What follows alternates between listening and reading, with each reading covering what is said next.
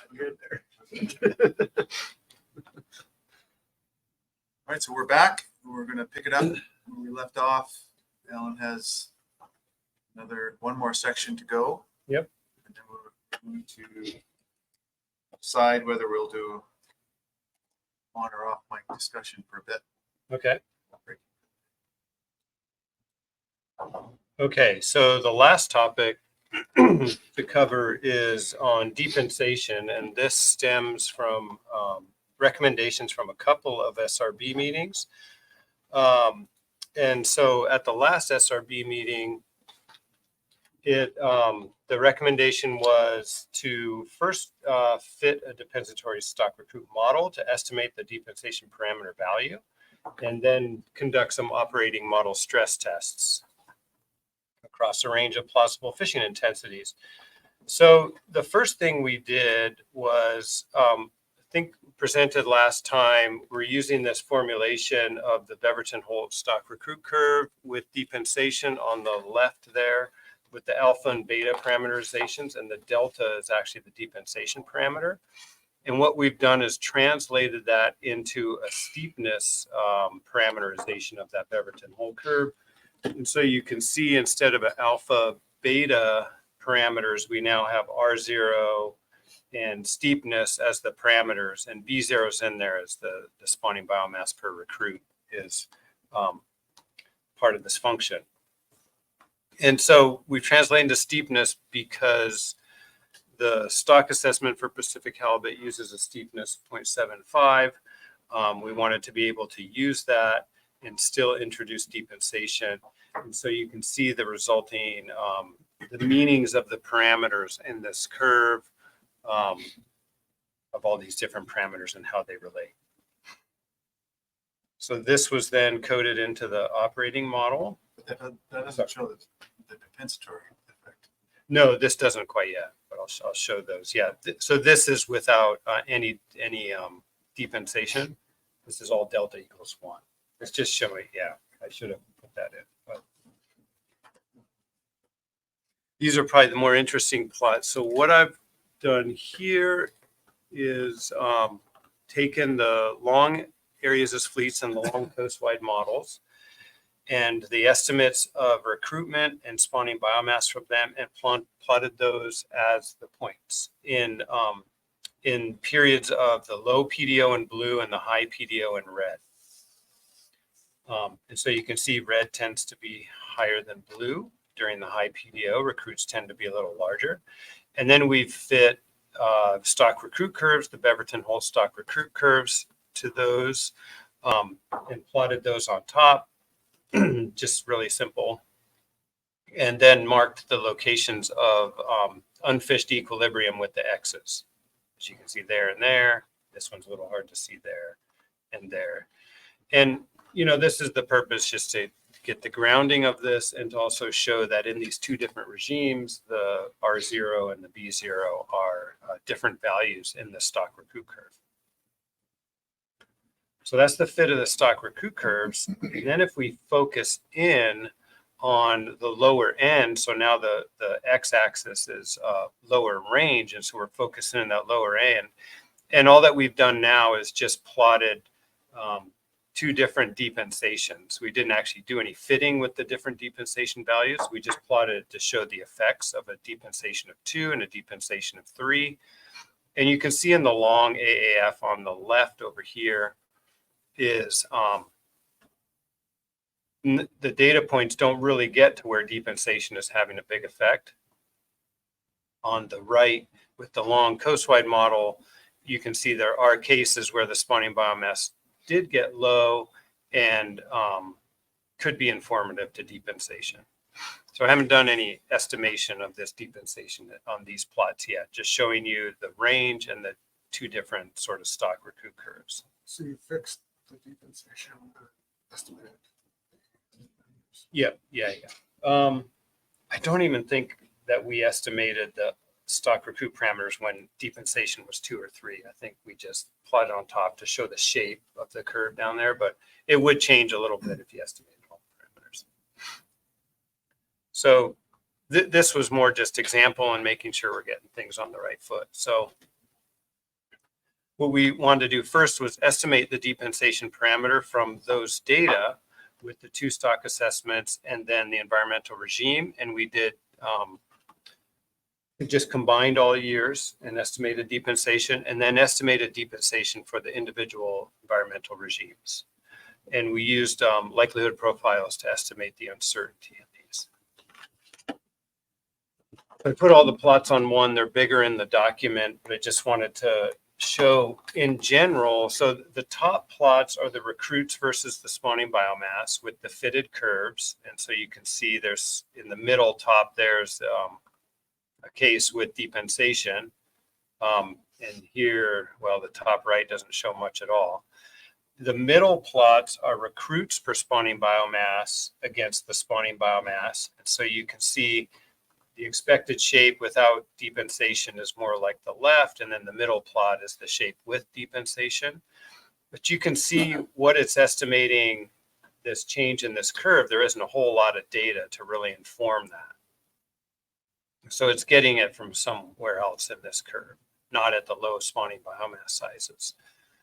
The bottom plot's probably what's of most interest, and that's the actual estimate of depensation along the horizontal axis, with the transition from green to purple being the value of 1. So anything in purple is depensation. And I don't know if you can see it. Yeah, you can see that dotted line. That's at the significance value for a likelihood profile, 1 parameter likelihood profile. So you'd call this a 95% confidence interval between that point where it intersects the dotted line and the upper point. And so you can see in this model, it does estimate depensation, and the value was 4.48 for the point estimate for only that positive PDO regime. But you see, it's quite uncertain. Here, it's very uncertain, and there's some of the confidence interval is in the space of depensation, and that's a value going up to about 1.5. And here, there's just no information, and you can see why. So that's the long areas as fleets model. Can I just clarify something? Yeah. The spawning biomass and recruits here are estimated. Those are values pulled out of the stock assessment estimates. Yeah, so they're model And that's using what? An average? Those are values around an average recruitment, or is there a stock recruit relationship? There is a stock recruit relationship with a steepness of 0.75 in the stock assessment. And they're estimated from that stock recruit relationship using deviations from that stock recruit relationship. And then I've pulled out the actual recruit value. So there's some circularity. Yeah. Seems like, I don't know how feasible this is, what times are, but opening up the sigma R and setting steepness at 1 would give you some much less constrained estimates to work with here. So the sigma R is iteratively tuned, so it's not going to be, it should be an unbiased estimate of the variability in recruitment. I think if you changed steepness, you would, and you reiterated sigma R, you should get back to roughly the same group. So there's, That's the sigma R estimated conditional on the stock recruit relationship. right, but that gets you the recruitments that the model needs to fit the age data. If you change steepness and then you tune sigma R, if it fit better, if it was higher or lower, you'd get a different sigma R, but you'd get back to roughly the same group. you make the same recruitments, but they're still subject to the underlying stock recruit relationship. Yes. Yeah. Whereas if you had depensation in there, and the stock did go in that period where it went really low, might have a different result. If you had it in the stock assessment. So, Anyway, continue. yeah. No, it's certainly an issue using these model outputs to then pretend they're data that we're trying to estimate depensation from. So the long coastwide model, this was the one that went to lower spawning biomasses, and you can see in the middle, in that positive PDO period, estimates depensation at a smaller value, about 2.9. But again, not a lot of observations down where there would be depensation in this model. So I guess I should preface that the reason I converted to steepness was so I could continue to keep steepness fixed at 0.75.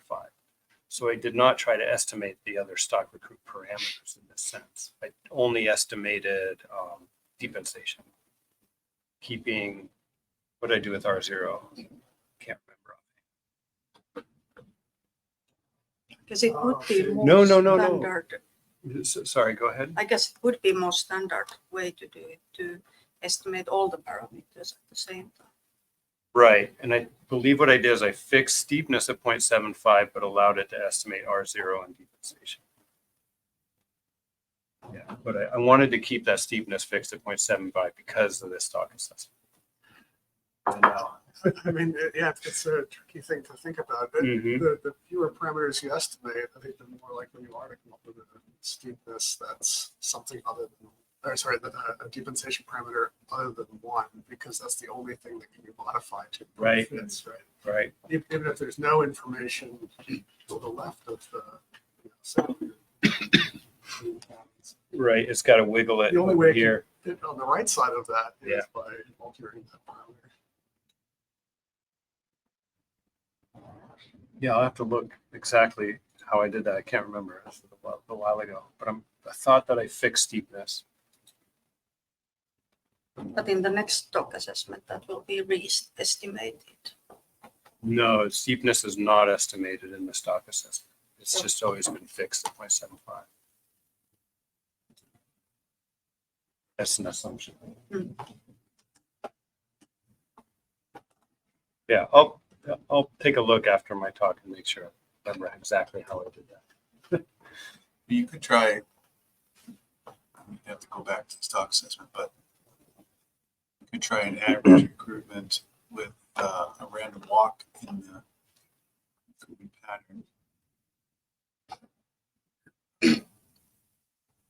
It's essentially fixing 60% longer. Well, it is, but if you use a random walk, you can travel a long way. If you use just white noise kind of residuals, Oh, I assumed there was a correlation in that. I think you guys do that, right? I think it's supposed to be. I'm not really convinced about autocorrelation recruitments. What we tend to see for halibut is a bunch of low recruitments and then are really giant. We don't really seem to see big walks, and like the 87 year class came out of nowhere, huge, and then the next couple of year classes are not big. But what we do, so even though we have steepness fixed in the assessment, we are iteratively solving for sigma R. And so my experience has been that you get back to the recruits that you need to fit the data, whether you get the stock recruit function right or wrong. And the reason we're using 0.75 for steepness in the assessment is because we were uncomfortable with where the data wants to put it, which is just a 1. Yeah, because it hasn't seen it. Because we've It never hasn't been, gone that we've low. never been to values that would really tell you. Yeah.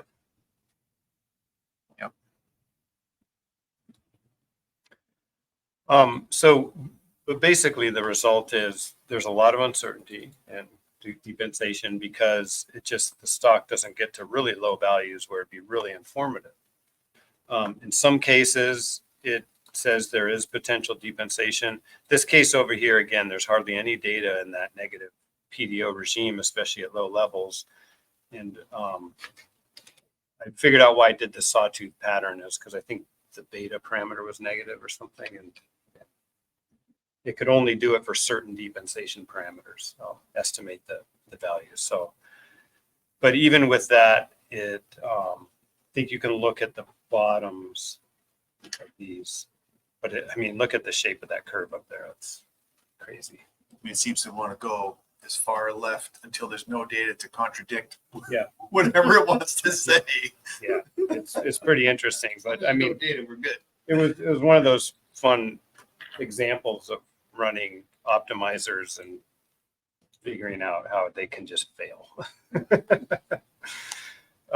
So we did all this work, and then, there's a lot of uncertainty, and we really couldn't figure out, well, what values of depensation should we use? It was suggesting we could use values up around 10 or values less than 1. So for this, for this set of simulations, we just decided to go ahead with depensation values of 1 or 2, and then 3 different SPR values, and then using the FIST designed base block and did simulations off of that. A couple of more caveats on this is in the MSE operating model, the way it works is recruitment. There's one basically recruit curve, and so translated back to alpha and beta parameters. So the alpha and beta parameters were not updated in each recruitment regime. So it had one stock recruit curve, but when there was a high regime, it just multiplied average recruitment by a multiplier. This is the way it's done in the stock assessment as well. But in theory, I still have on my whiteboard in my office the scratching of all this stuff from years ago. Is the question is, in the regime, does the actual stock recruit relationship change? As I showed in those early plots, where R0 and D0 change and the alpha beta parameters change. And so when that was the way I estimated it, the parameters could change the whole relationship in the environmental regimes. When I parameterized this into the MSE operating model, it's just using that multiplier on average recruitment. So that's something that I've actually coded into the operating model. You can switch between 2 methods, having different stock recruit curves in each environmental regime, or this multiplier. It'll make slight differences, I think. But the bigger point is that this depensation is a new scenario, I call it. It's a whole new thought process on the stock. And the operating models were not reconditioned with depensation in the model, which means the recruitments might be slightly different with depensation, although they're being estimated here. But I don't know the effect of reconditioning with depensation in the operating model, if that would have an effect on these outcomes. So basically, I took the old operating model, just put in depensation, then reran. So I don't know if the recruitments might be different, or might find a better set of recruitments with depensation. So given that, these are the performance metrics, and I didn't put the AAV in here. I guess that doesn't really matter because the simulations are almost exactly the same between the 2 scenarios. Depensation equals 2 on the right, and then the 3 fishing intensities on the left with depensation equals or no depensation. These numbers, I think, they're slightly different in one of them, but that's how close they were. Like one simulation was different. So that was not fully satisfactory to me because I know this control rule isn't allowing, even with an SPR 35%, you're not getting very low. You're not fishing it hard. The realized SPR is like 38% or something. So what we did was we did a run without the control rule. So these are those 2 runs, and this is the relative spawning biomass plotted with an SPR 35%. So these values in light blue were in the table you saw previously.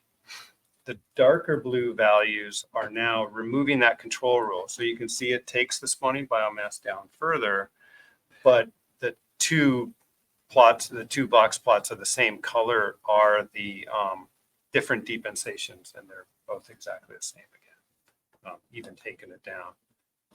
So that's as far as we went with these simulations. We could use alternate values of depensation or even fish it even harder to see when this actually starts to have an effect on the stock. Alan, do you have a picture of what a depensation means to looks like? That is in here. So that That's was 2. Okay. Yeah, the thinner solid line would be 2. And what I noticed, yeah, and as you said, I mean, it changes the fit up here as well. It changes the curve. It's, got to overcompensate a little bit. But you can really see it in this plot. And so I think that's where it's getting all its information about depensation, is how it changes up in here rather than. I just wasn't sure whether a depensation parameter of 2 is not really strong enough depensation to Right. see the effect. But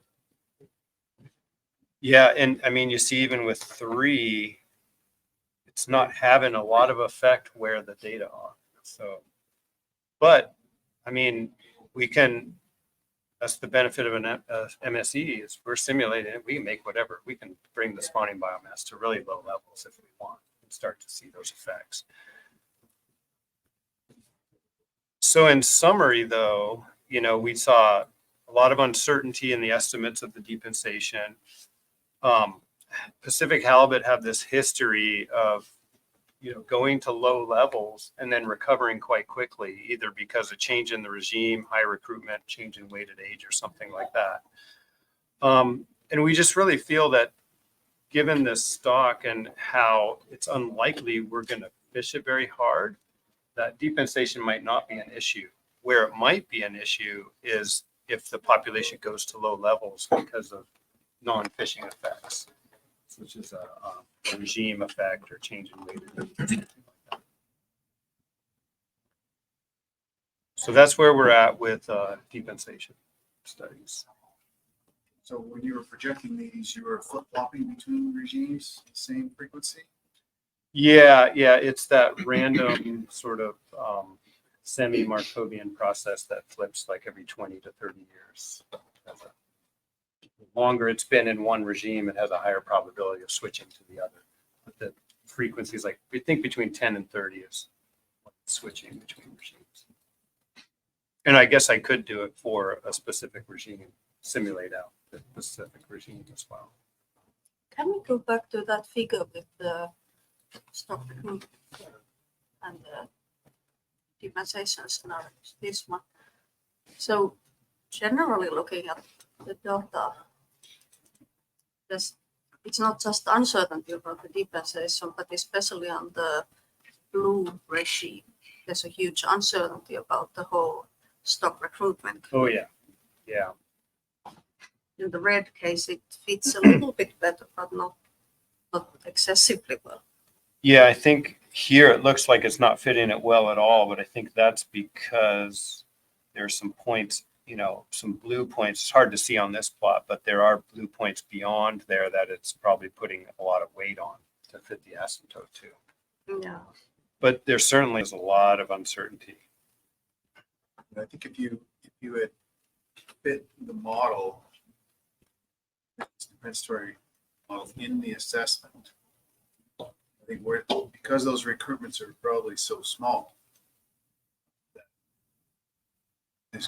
they're going to probably be big enough to explain the age composition, but they might be small in absolute magnitude, so it might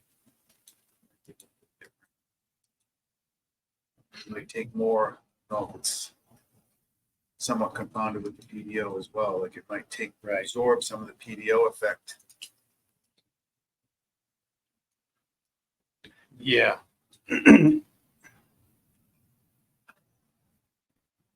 I did it by regime, I think, because Anna, your work has shown that sometimes you can have depensation in one regime, but not another for some environmental conditions, which may be the case here, but I don't think we have data between the two regimes to really give us a good indication.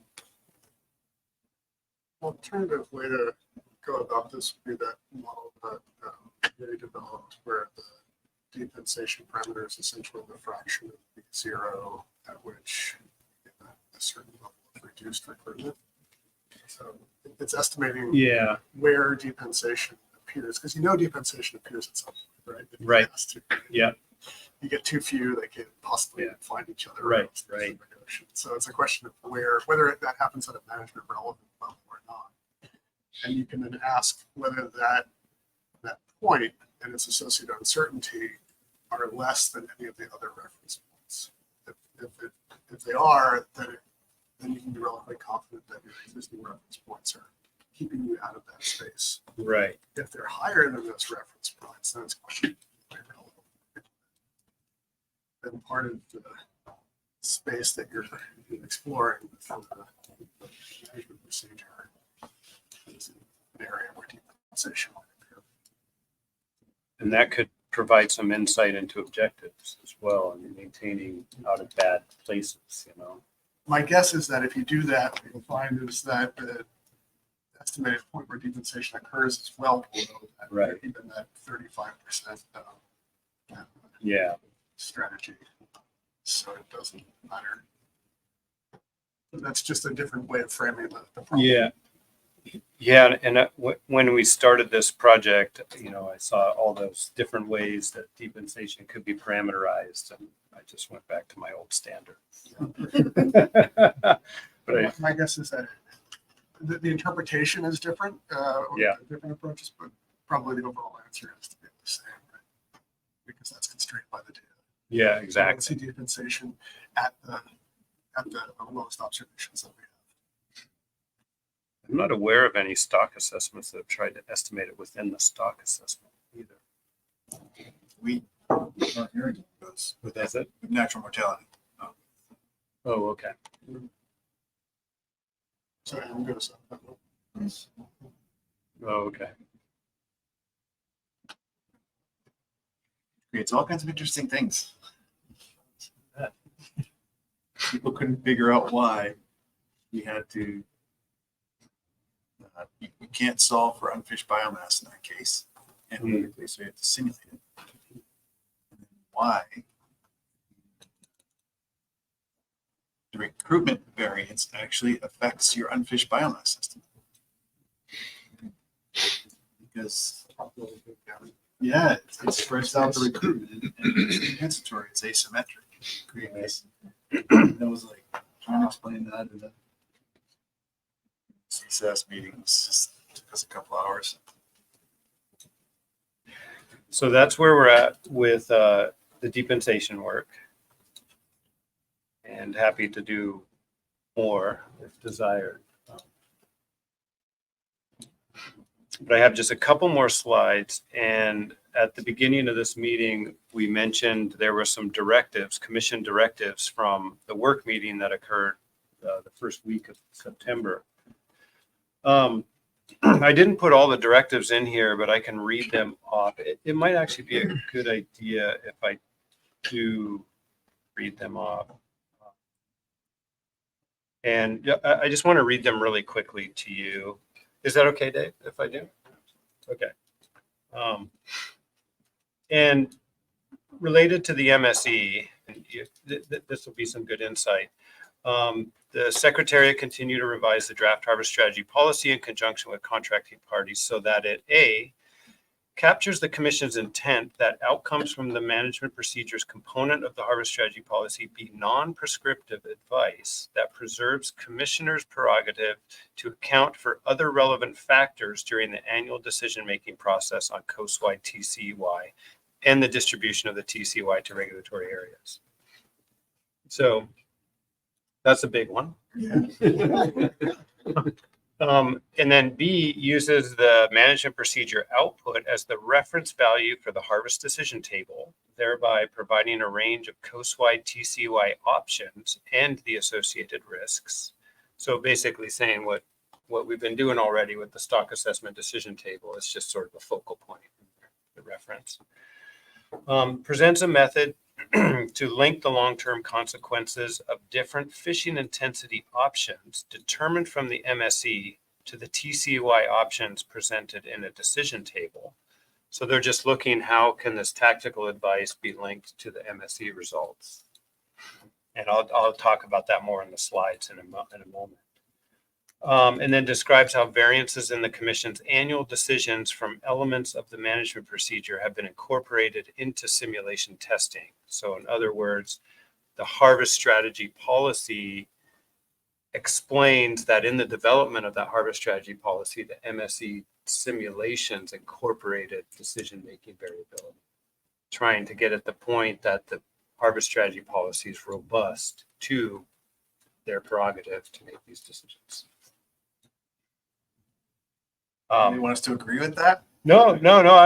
I think I'm just presenting that as information, and what I wanted to find it present to you is this: that one directive linking the long-term consequences of different fishing intensity options determined from the MSE to TCY options presented decision table.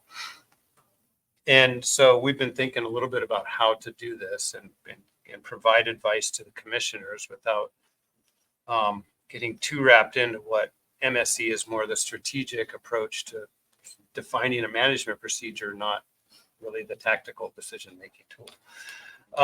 So the decision table presents options of fixed fishing mortality. It has uncertainty in the FSPR.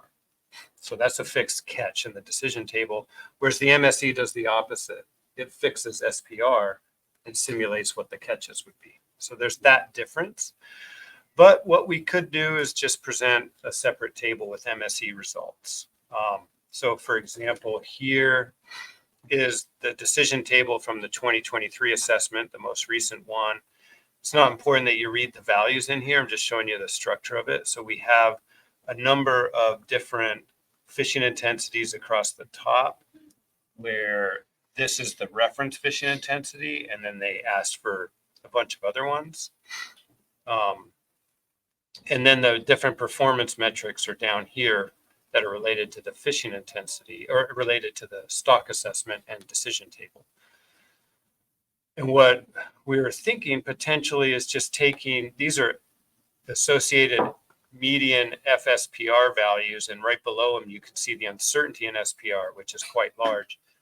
But say for the reference SPR 43%, we present an MSE table that has some of these values in it, say 43%, and then a 40 and a 50, whatever. And just to give them an idea of what the MSE simulations with the 4 performance metrics for the MSE look like under those SPR values that are in the decision table. They do often ask, well, if we chose this, this 52% SPR, what are our long-term consequences of fishing that way? It's like, well, if you were to fish that way every year. So that's the interesting part of this, but it is something that they want. And so we're thinking of just providing a separate table of MSE results at some SPR values within the range presented in the decision table. It's also suggesting you run the stock assessment and the MSE every year. Yeah. Which is double the work. One thing I've been trying to figure out. It's like, would we just take, the way I've worded it in the harvest strategy policy now is to use the most recent MSE results, saying we wouldn't rerun them every year, but you know what I would do, Sean. I would rerun it every year. Rerun it every 10 years, like some fisheries do. Yeah. So I think that gives you some pretty good insight into where the commission is thinking. It was an interesting discussion at the work meeting. And just to finish up here with some final thoughts, noting the paper, the MSABs requested working on exceptional circumstances using fishery dependent data. We've been working on this objective, potentially a new objective, or updating this B36% objective. And then if you have any further analyses you'd like to see from the harvest strategy and management strategy evaluation work. So when I was reading about the exceptional circumstances one, the candidate, some options. I think even the way it was presented, it was like, well, we have to account for this and account for that. And one of the things about exceptional circumstances, they should be fairly unambiguous. I don't know how that's going to happen with fishery dependent data. And you're going to trigger it every year. One of the things about it is to be able to put some faith that your management procedure is working, whereas if it's ambiguous, then somebody can always bring it up. every year. It's going to be another. So now we'll have an assessment done every year. We'll have an MSE done every year, and we'll have exceptional circumstances every year. Like, why are we doing this? Yeah. So anyway, I don't know what. Hopefully they'll be able to find something to be good. Now, catch is one. If the catch is not within the catch distribution. Yeah, right. Oh, like attainment of the TCUI. Yeah. Like, if it can. Or if the TCUIs are going in a direction that they, then because when we do the envelope of TCEY, right, what happens if you walk out of it? That to me probably captures no reason why people are interested in Yeah. circumstances. Yeah, that's a good point. I don't know, I mean, this, the whole word that you're getting from the commission that they don't intend to follow a harvest policy suggests that exceptional circumstances is going to be decided. They're deviating from the harvest policy at will, so. Well, that's what I'm thinking. Like, if you did catch, then you might see that. Well, why are we outside of this catch? Well, it's because of this discretionary thing. We're assuming has this nice little normal distribution, wherever it is you're sampling. When it's doing something totally different. That makes a lot of sense. That could actually identify that the MSE simulations are not capturing the decision-making variability. Right. Yeah. Especially if you could get them to stay within the plus or minus 15%, then you should be okay. Unless it's, depends how you're doing it. If it's, 15% more every single year, well, that's hard to model that.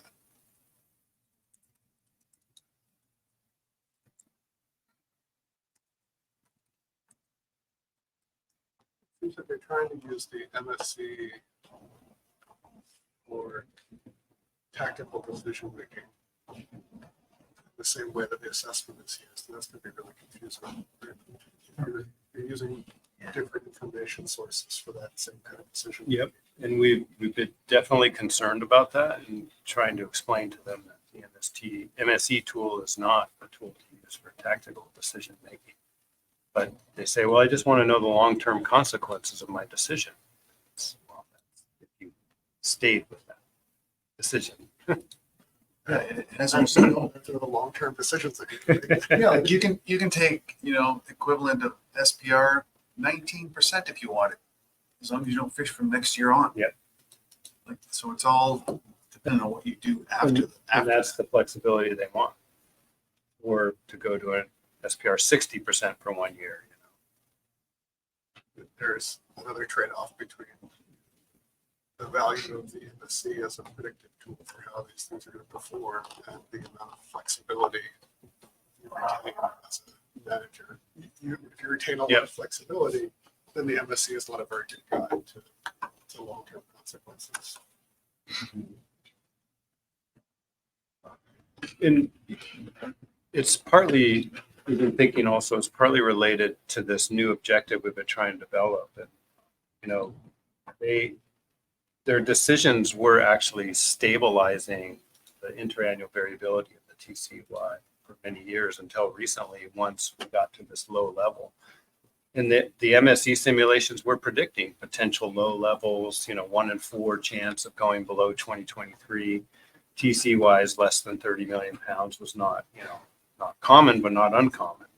But as soon as we got to that point, it's like, oh, well, this is something we don't want to be at. So that's when Ian and I both looked at each other and says, it sounds like a missing objective.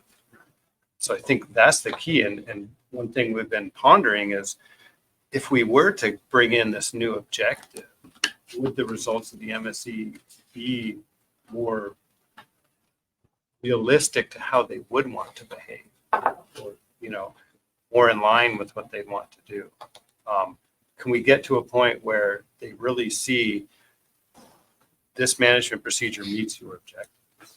what are the missing objectives and why do they want that flexibility? That's one thing we've been trying to figure out.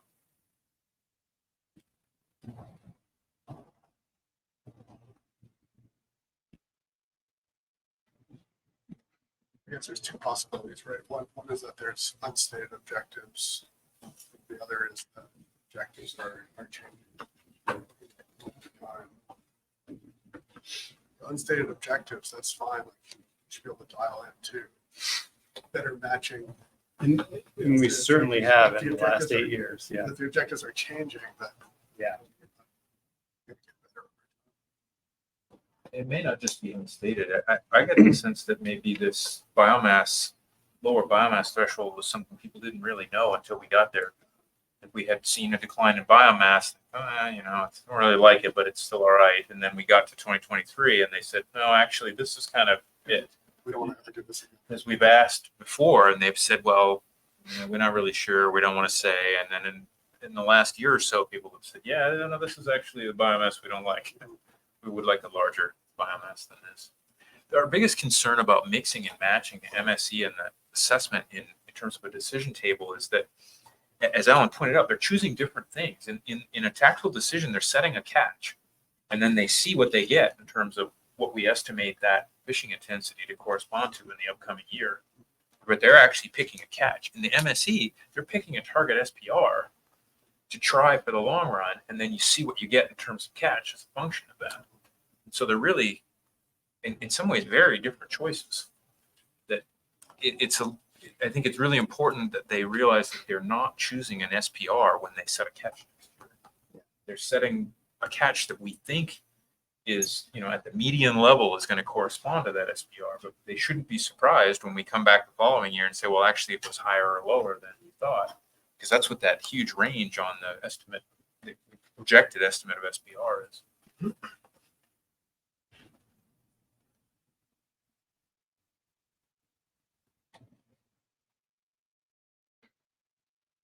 So yeah, we did a little bit of work this summer.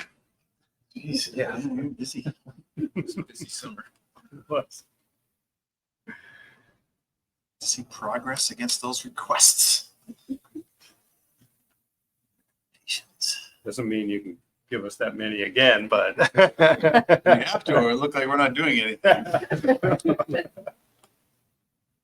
Spiral, right? Yeah, I know. Yeah. That's right. Someone's got to give at some point.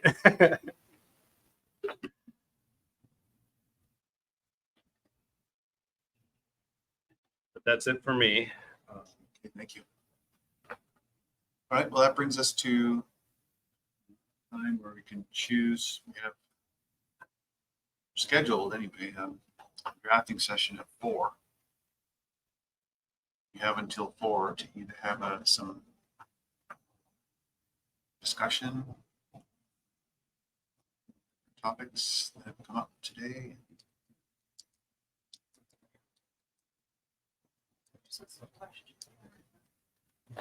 And raise a question? Anne Marie, are you there?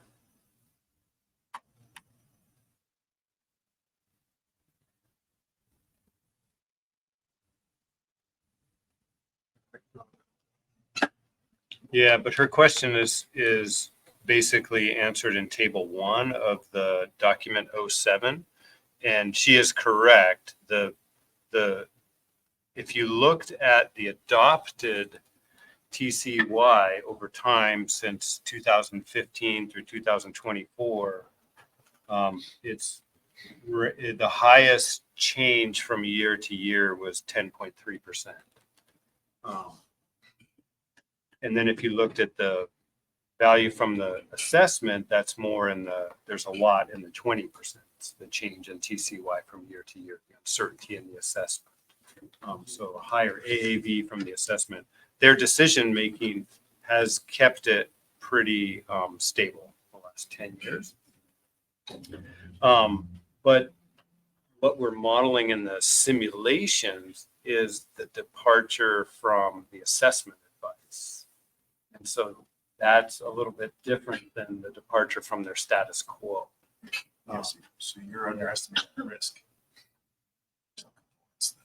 You're not dragging. Yeah, You're not dragging. You're not slowing down the TAC change. right. You can have pretty rapid TAC change there. Yep. Yeah. And so one thing we have talked about is there any sort of, you know, we talk about a lot of things, how to model decision-making variability bias, but we also thought, should there be some autocorrelation in the decision-making process?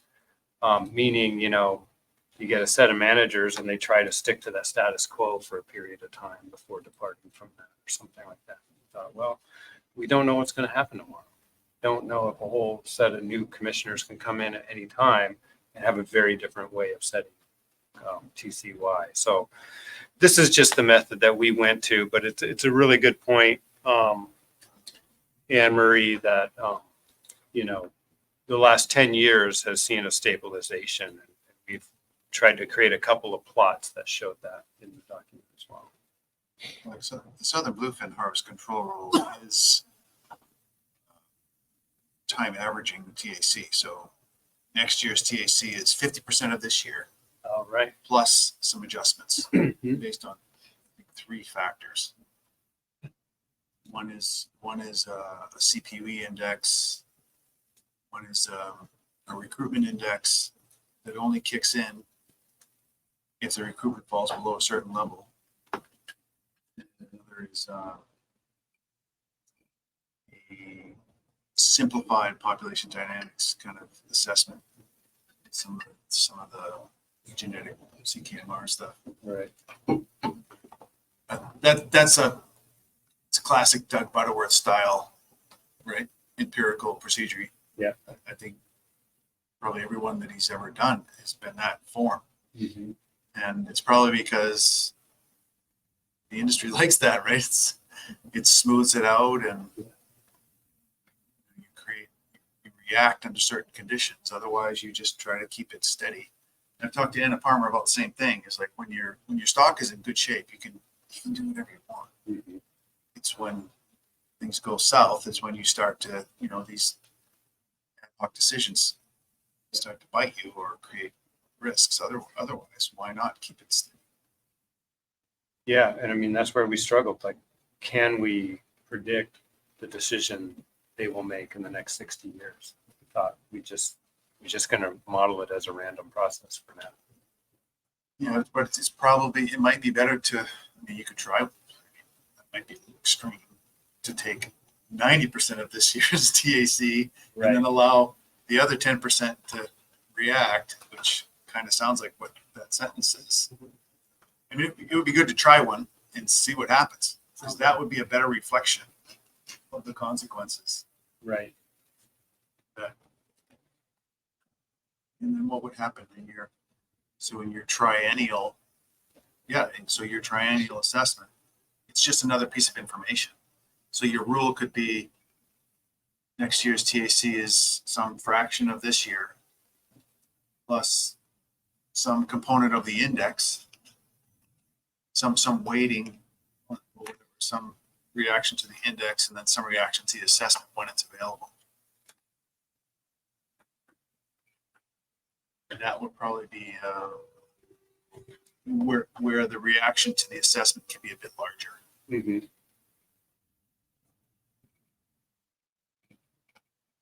Because when I first started with sablefish, I tried. That's what I did. I just modeled an autocorrelated series for the whatever it was, the last 15 years of TACs, and it came up with a autocorrelation of 0.8. So 80% of last year's TAC plus adjustment. It was a disaster. Yeah. It was like as soon as they saw the results, they were like, "We got to stop doing it." Okay. And that would be an empirical rule like that would be a sort of in between the fixed TCY for the non-assessment years and using the FIS 032 would be like a sort of a. And then you could tune. You could Yeah. tune the assessment one. So mine was just so uninformed. Right? Just essentially random walk, which is doomed to fail. But these other pieces of information, you can probably tune it to do a pretty good job.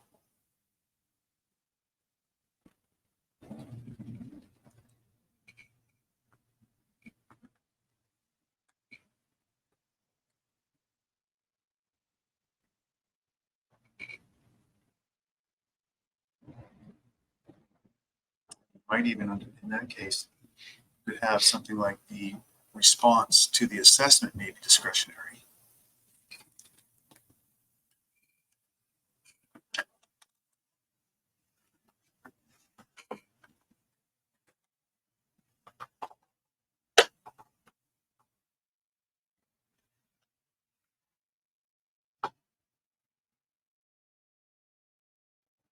One challenging part is, Alan mentioned at one point, the last 10 years, things have been sort of tracking toward the status quo. But if you go back before 10 years, we had a period of stock decline, and they were chasing that decline down.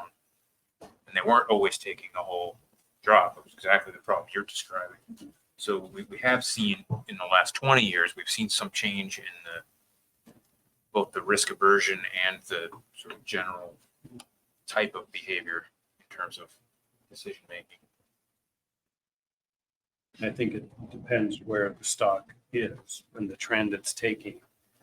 So I think decisions are always different. When the stock's good, you can do whatever, right? But the stock's going down, if it's predicted to go up, but the catches are going down, I think decisions are just so dependent on what they're seeing.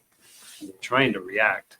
This is why you want a management procedure, because you know it's going to work rather than you're guessing that your reaction is going to work. But yeah, that's why we struggle. And then it says, but what about when the commissioners did this? You know, it's like, oh yeah. Well, there's always going to be that. Yeah. It's just that, and I think that's one of the advantages of an MSE, right? Is that if you're just reacting, you don't really know how much to react, how much is an overreaction, how much is underreaction, and what the accumulated effects are. Yep. And that's what the MSE is doing. It's saying, well, even the MP is going to overreact at times. But it's not going to do different things like at different times. If the same conditions occur, it's going to do it again. Yeah. So that you can tune it so it tends to not overreact. Which I like that. It might be worth doing more of it, is translating some of these results into dollars to see what the accumulated, because it seems like everything is like, okay, next year, everything's focused on the outcome next year. But really, if you look at what's the accumulated effect over 10 years doing this? It's really thinking the long age of maturity. Yeah. So that should be more like the time frame in the species. The generation. Yeah, the thing about that is you're starting to depend on long-term responses that are, you'll see the average, but at least like the shorter term if you're talking 3 to 5 years, your model's not going to be that far off in those 3 to 5 years. So you could do it at different times, short, medium, and long, like full generation. And that's what we have. That's what we do. We report Is it 4 to 2 years? 13 years. Short term's 4 to 13 years, and then medium term is 14 to 23 years, and then long term is equilibrium. So you can do it over just 3 intervals.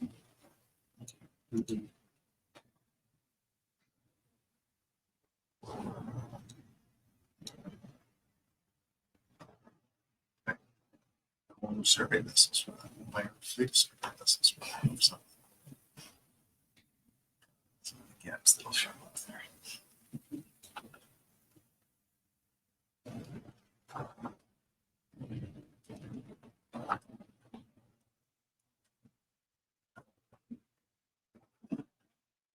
Is the response been about this proposal to do assessments every 3 years? Is that something that has traction, or because it just looks so good? There's been 2 responses that I can think of offhand. The first response is, okay, we see all these benefits. What are the costs? And so really concerned that they're not seeing the costs, or there's something there that that would be a real detriment to the process. And so we've outlined that in the past. What are the costs that you I the MSCs? Yeah, yeah. Showing the whole- I'm trying to remember, we had a list. I mean, we brainstormed for a while on this, and the one that I remember the most is that they just wouldn't have that tactical, that assessment, the comfort of an assessment, basically, right? Yeah, I mean, the intangibles seem to be Yeah. the only cost. Yeah. What were some other ones? Have you looked at the correlation between the survey index and the assessment? Just a straight correlation. 98%. Well, The assessment is your mind. basically a smoother on the survey. Yeah. And You look at that, and it's like assessments are a great thing. We should do them at least once a decade. You know, and yeah, Yeah, there's no magic there. It's just smoothing the survey. but another cost, especially we've seen in recent years, is a survey would be, if that empirical rule involved a survey biomass, that a survey would be necessary. The survey would have to be a decent survey every yeah, you can design procedures that require it, but year. that's really backwards. Yeah. I can't remember the other costs, but we had outlined them in a past document. I can dig it up. We had a table of costs and benefits. We had one MSAP member make the observation that, well, if you give them 3 years, they're just going to make bigger changes every time they do an assessment than Oh, they yeah. would have if you do it every year. Which maybe that's actually true. Yeah, Could be. that more work goes into the assessment and changes the. But we wouldn't be, Yeah, more. changes more. but we wouldn't be No, that's- chasing noise every That's year. empirically true. We published a paper on that Yeah. last year to demonstrate it. That's true. The most consistent surveys are the IC surveys. Where they turn Yeah. because they've got no time to do anything else. Yeah. Super consistent. The That's not a second, virtue, like never revisiting your assumptions. So yeah. A book on that, just think again. It's Oh, yeah. basically every once in a while, drop everything you know and start fresh. Start it again. Yeah. We were just talking about this yesterday. The second thing is, the second concern is what happens in the year when the assessment comes in to the TCY, and exactly what we're just talking about. A lot of people at the MSAP are like, I would rather have, we asked the question, would you rather have a period of, say, 3 years of really stable results and then a change, and then another 3 years of stability, and then a bigger change? Or would you rather have a smaller average change over a period of time and never really, or sorry, a larger average change over time, but never a really big change from any one year to the next? And we haven't got a straight answer on that one. But That's slightly disconnected from the question of whether to do the survey, I mean, the assessment every 3 years. I mean, as Sean was saying, you can have a procedure that averages those changes over time and still just do the assessment every 3 years. You right, don't have to take that, Yeah. whatever jump the assessment applies Right. in that next year. You can, Yeah. you can average that. Yeah. Like for the Southern Bluefin, the assessment is inconsequential to TAC decisions. There's no effect. The procedure runs. Yeah. Until it's redone. But what the assessment does, every time you do an assessment, you project what the next MP is going to say. So you actually, it's not like you go 3 years and then everybody shows up in January in a meeting, gets a whole new, like, you know what's coming. You have an expectation of what's coming in 3 years now. Because you've projected it out. Because the assessment is projecting your data for the next few years. So it's not totally blind. Change to change and they smooth it. So it's, So the assessment essentially doesn't adjust things back on. the assessment has no effect. So they have to do a stock assessment every, I think it's every third year, second year or third year. Because they have to report to FAO and IUCN because the thing was almost critically endangered. But that's what it's used for. It's used for reporting. It's not really meant to, doesn't affect the TAC at all. So you let's say you do an assessment and the assessment is essentially the operating. Fitting the operating. And then you're currently running your MP, so you're under some TAC, which I think is it's a 3-year TAC. So as soon as you get your new assessment, then it projects forward under the current TAC. And then if an MP is coming, it simulates the MP every 3rd year going forward based on a projected population and the data you're using. So yeah, you're just projecting what the MP is going to say. Mm. That's really all it's used for. It doesn't alter the MP in any way.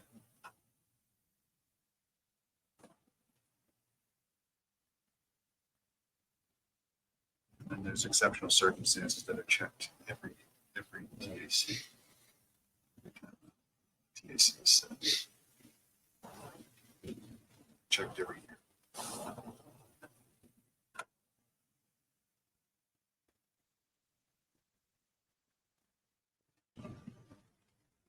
So I'm feeling at a loss of what to suggest for the MSC, seeing how the MSC is being used. I don't know what's useful for the MSC if it's not going to be used for the things that I was thinking an MSC might be for.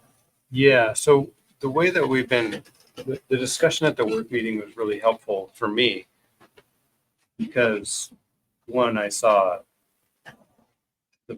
the viewpoint of the commissioners. And so, okay, accepting that viewpoint, how are we going to develop a harvest strategy policy for IPHC? So this is where my thinking is. And that thought process was, well, they want to maintain the flexibility to make decisions. We have to make sure that the harvest strategy policy is robust to that process. So that's why we're put a lot of focus on decision-making variability in the MSE and describing that in the development of this harvest strategy policy, that decision-making variability was included in the simulations that tested this harvest strategy policy so that we're robust to that, we're aware of that, and that's part of this process. That's where say in accepting that as, furthering the IPHC in the development of a harvest strategy policy and having one adopted. I think that's what I've been explaining to the commissioners. If we explain this, then that would be a defendable harvest strategy policy to the MSC for the Marine Stewardship Council, for example. But they have that flexibility, and then they say, yeah, but how do you know you're making decisions? Like, well, we put in reasonable decision-making variability into the simulations and developed the rest of the management procedure based on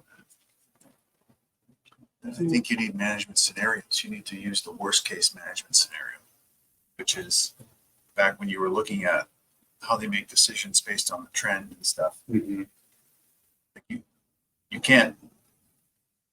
certainly can't model it as unbiased decision Right. variability. Right. So you need to put some alternatives. So one is that when the stock is going down, they're going to hold the TAC up as long as possible, maybe until we get around where we are. So you've already looked at this, and I think you've already run those kinds of MPs. If you find something that everything works under that scenario, then you're robust to all the Yeah. great ways they could do it, Yeah. but it becomes a worst case scenario then. And that's why we do scenarios, is to make sure the management procedure is robust to them. Yeah, and there's no point going out and testing all the great ones because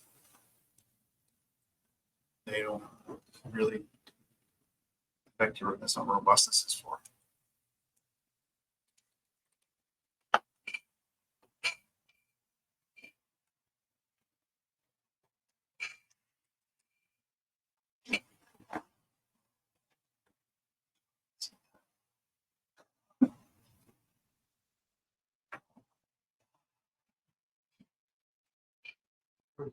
Your idea of exceptional circumstances being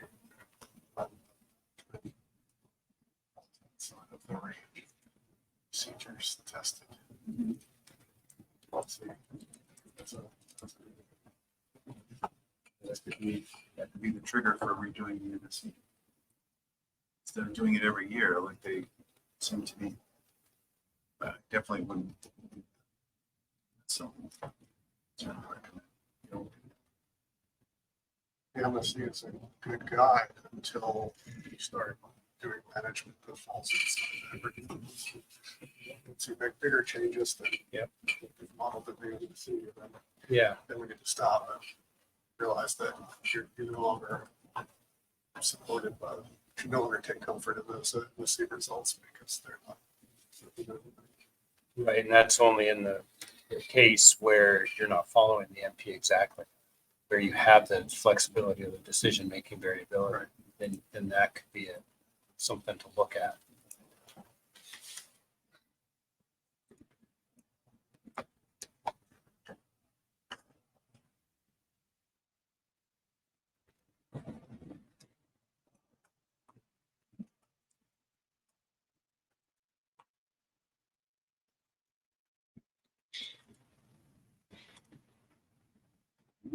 be able to do that as part of the assessment.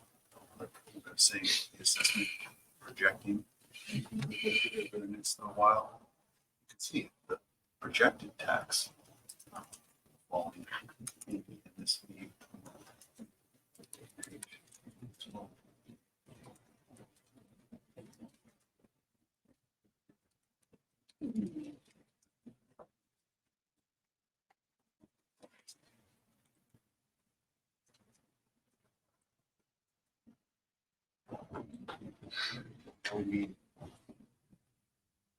I mean, coding, you could probably do it, coding an NP in stock synthesis or you can just I'm go already separate R. making projections based on control. It's not, it's multi-model, so I can't do it in the software. I have to do it as an iterative process.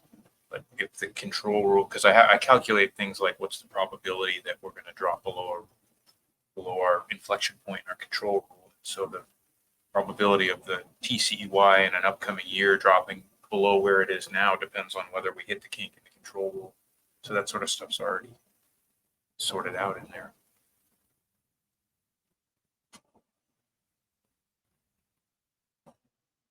Projecting the MP would just be an iterative process, figure out what it is for next year on all four models, and then do it again, fix that one, and then for the second year, all four models.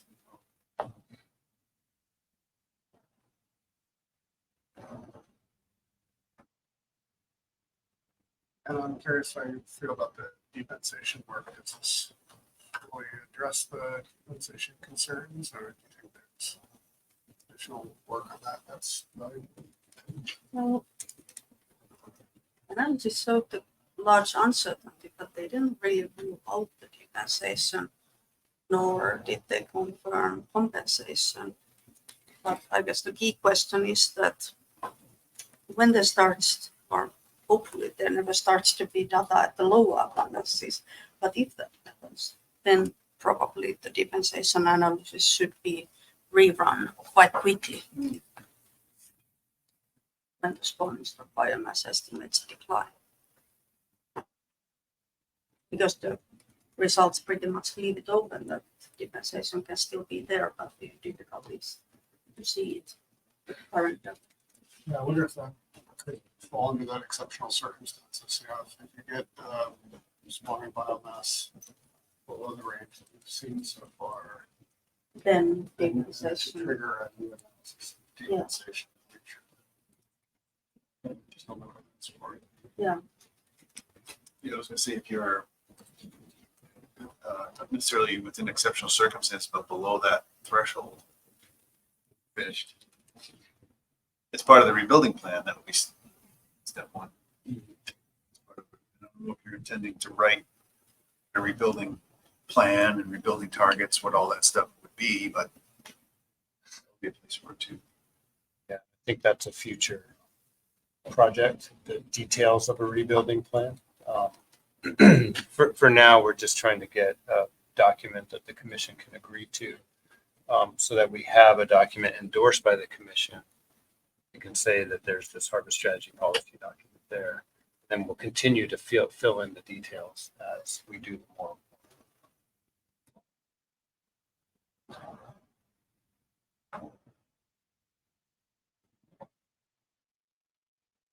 I would say compensations may be part of both the rebuilding, but also giving an early warning that there is an increased risk of collapse Okay. if the trend in spawning stock biomass keeps going to lower level. If it's a declining trend. Which is an important consideration made by the commission in their decision making. They're always looking at probability of population decline. And that's kind of a general concept across many fisheries, have the concept of we don't really want to ever go below where we think we've been in the past. For exactly that reason, because you can never rule out depensation at a lower stock size than you observed. Yeah, that's the whole idea of VLIN, and then creating a control rule to get a stronger and stronger reaction, which, there are many fisheries that have a control rule in place that hasn't worked. I mean, it should work. The control rules should keep you from ever getting down there. Macro rules, it's over. Control rule, it's one down there. They're just so hard to work. Yeah. There's always so much uncertainty. If you know the spawning stock biomass, but that's an estimate. Actually, by chance, somewhere could be different.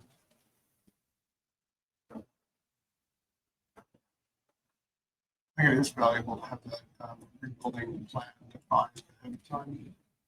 Okay. Biggest factor influencing recovery is how quickly. There's no rebuilding plan in place, then your minimum is probably a couple of years when you develop a rebuilding plan that everyone can agree on. Even if the commission is retaining the right to deviate from that, as it seems like they want to, at least having a starting point for reacting to and deviating from is useful. The rebuilding plan needs to include an exit. Yep. Yeah. Yep. Which Canada hasn't figured out yet. How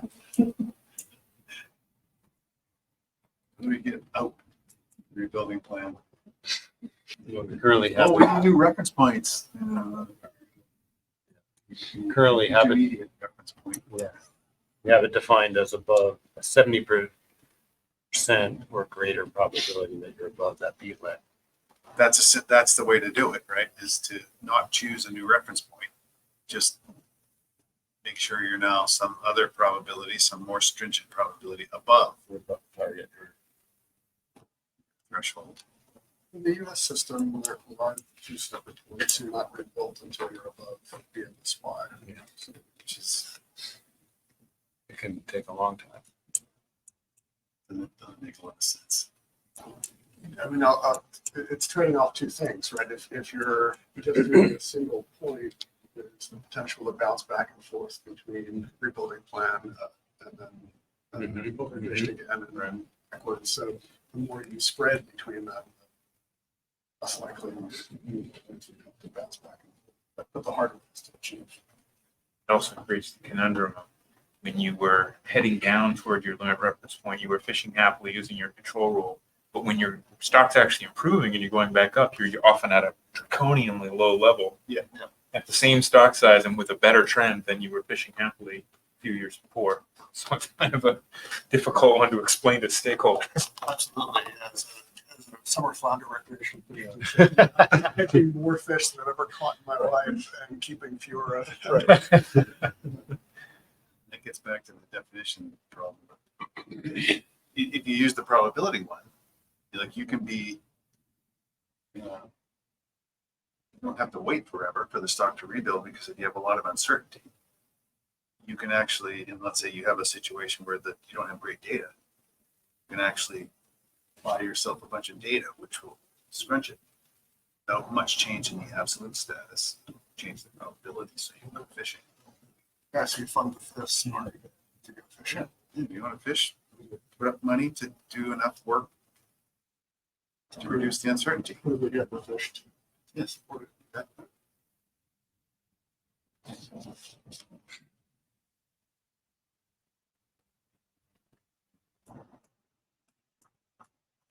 The MSC is a great tool to evaluate those two different approaches and see what happens. And your comment earlier, Olaf, where, the rebuilding plan changes the management procedure, right? And that's the escape or the escape valve for the stock, basically.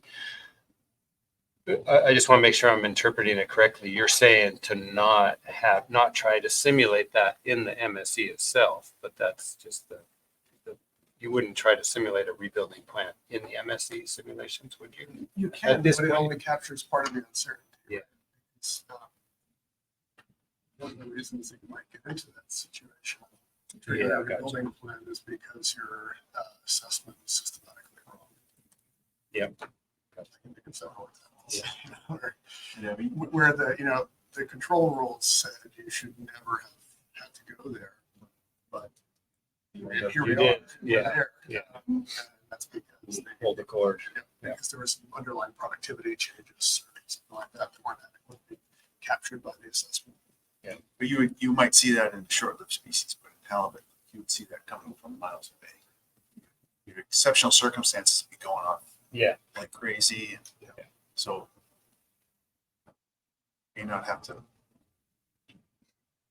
Right. necessarily be a place to either redo. You should have done it by then. Yeah, the control rule should look much better. Yeah. 25 years for this fish to mature and show up.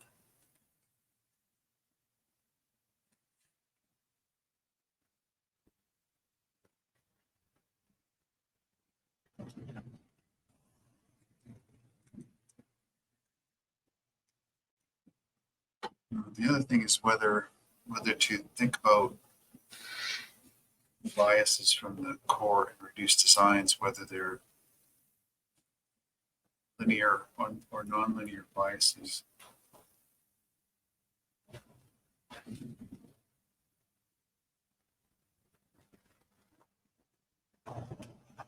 Because in that case, let's say you've got a power parameter in your CPUE. So it's CPUE is catchability times biomass raised to some power. Power is 1. And with the reduced designs, that power starts to go up. It's down actually. It's less than that. Mhm. Doesn't take a lot, I don't think, No. to show some impact. Might be worth trying that. And so we did this for Atlantic halibut. They used to have this an industry survey, and they wanted to reduce the number of stations. So we bootstrapped it and selected more towards the stations they wanted. They call it the golden something, golden 50 or something like that. And we're like, oh, that sounds bad. Golden, let's use the golden. So, and sure enough, when you do that, you just see this hyperstable relationship show up. So you try looking at that, your data, especially with the work with the model too. But Yeah, that brings up a good point. And when you were doing those simulations that you were talking about before, you relied much more on the commercial CPU. Is that treated as linearly into elements? Or is there It's got a understandability random baked in? walk-in queue in 3 of the 4 models. I think the coastwide short model, the random walk, doesn't estimate a value. It iterates itself away, so it fits the CPV directly. But especially in the longer time series models, it's a random walk. And I don't know, I haven't looked recently to see what the trends are. We've had, I think, generally a drift toward increasing catchability, as you might expect over time horizon. A longer time horizon, but as biomass goes down, Q goes up. I'd have to look. It's it is. In projections, if you use a random walk and Q in the projections, it's going to act just like linear. Just increase the variance. And that's, I think, the key here is that as we take in the simulations, as I took the survey, as the survey data gets downweighted, there's nothing to tell it that it's not, that there should be a deviation in Q. So those deviations will go back to 0.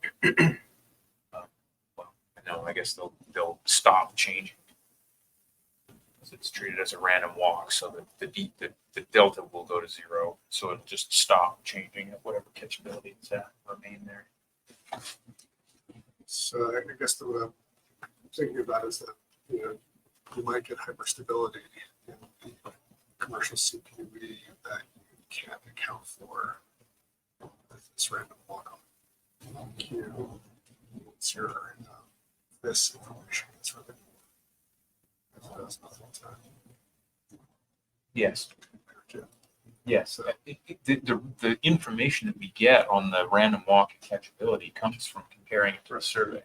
So as the survey, if there really is a trend going on in the fishery as well, we will not only get a biased survey, we'll fail to detect this trend in the fishery as well. Because there's no other external validation to measure that change in the fishery. Yeah, so I mean, one scenario that might be worth exploring is increased hyperstability in commercial CTV. Not increased hyperstability, but just hyperstability that becomes very important as we get less information from this. Figuring out how to parameterize that Yeah. in terms of something realistic. Right, It's easy to do kind of sensitivity. I'm sure if I put in a huge amount of hyperstability, I can get a result that will go that looks really crazy biased, but Right. trying to figure out how much is an amount that's plausible. Because over the last 25 years, the survey and the fishery CPV series have actually tracked each other pretty well. There's not a clear divergence. We've actually had years when the fishery CPV has dropped more than the survey. You did some plots once, didn't you, have the survey against the? We do them every year. The stakeholders like to see those plots every year to see the comparison. We do it coastwide, but we also do for each area. We do the series of CPV and survey. The time series I've seen plotted one against the other. Like a cross correlation. We've done those.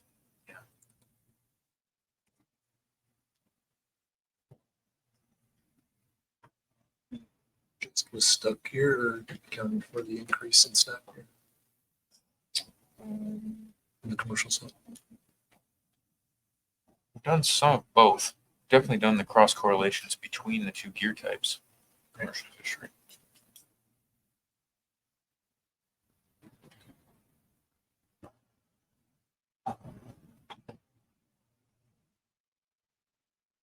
And that's kind of where we're running out of traction on this.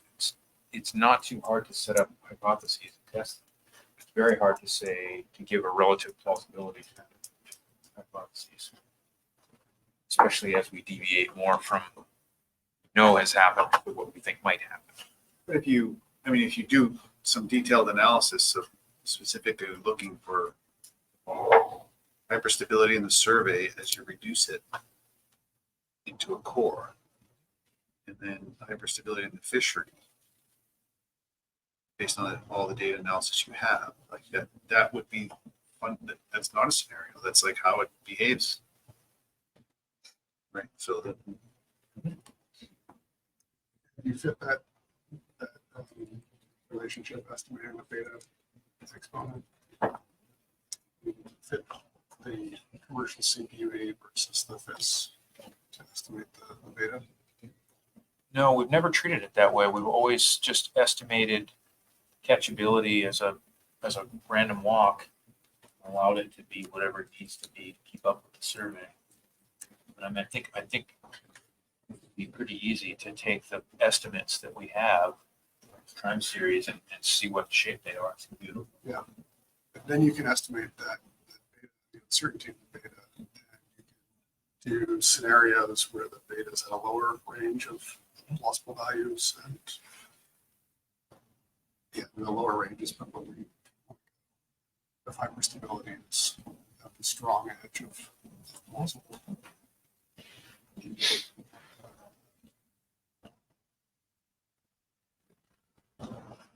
Yeah, which I think that's- probably, the amount of hyperstability you need for it to be significant is probably small enough to be hidden within the random walk. Doesn't have to be this kind of thing, right? Just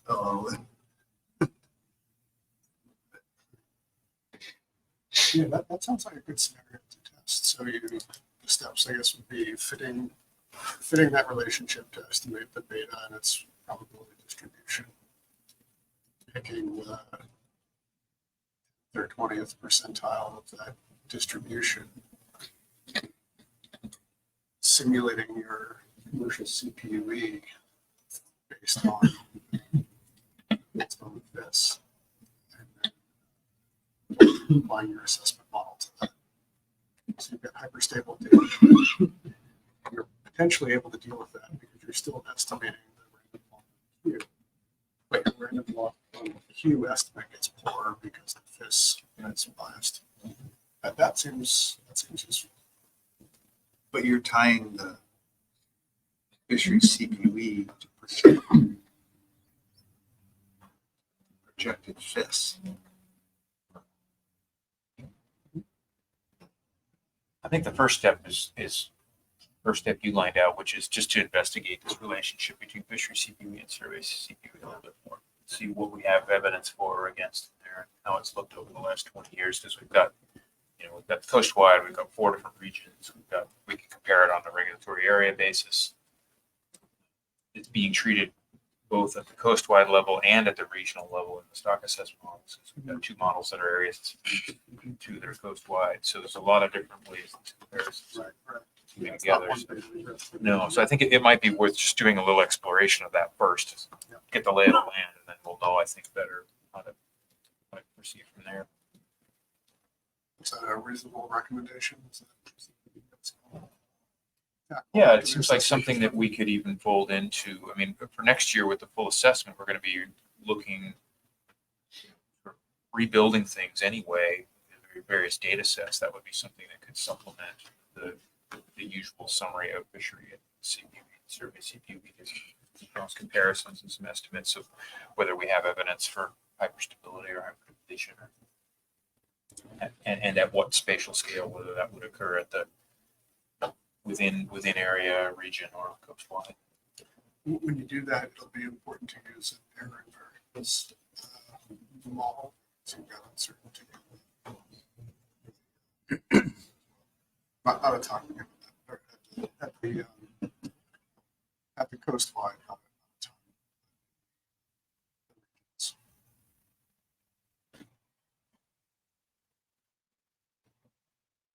Watching it that see hyperstability. Just because you're spearing it. Yeah, that's fishery CPU's response. Yeah.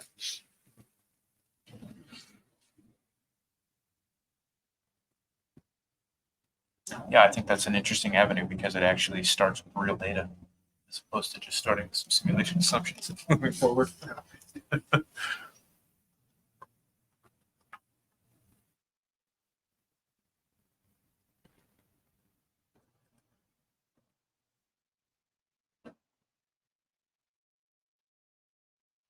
Okay, unless you don't have anything else, we can always bring this up again tomorrow. I think we'll take some time here and do some drafting on the report. Our duties at 7:15. Some people are gonna start showing up. I guess Joseph will be there testing the squatches.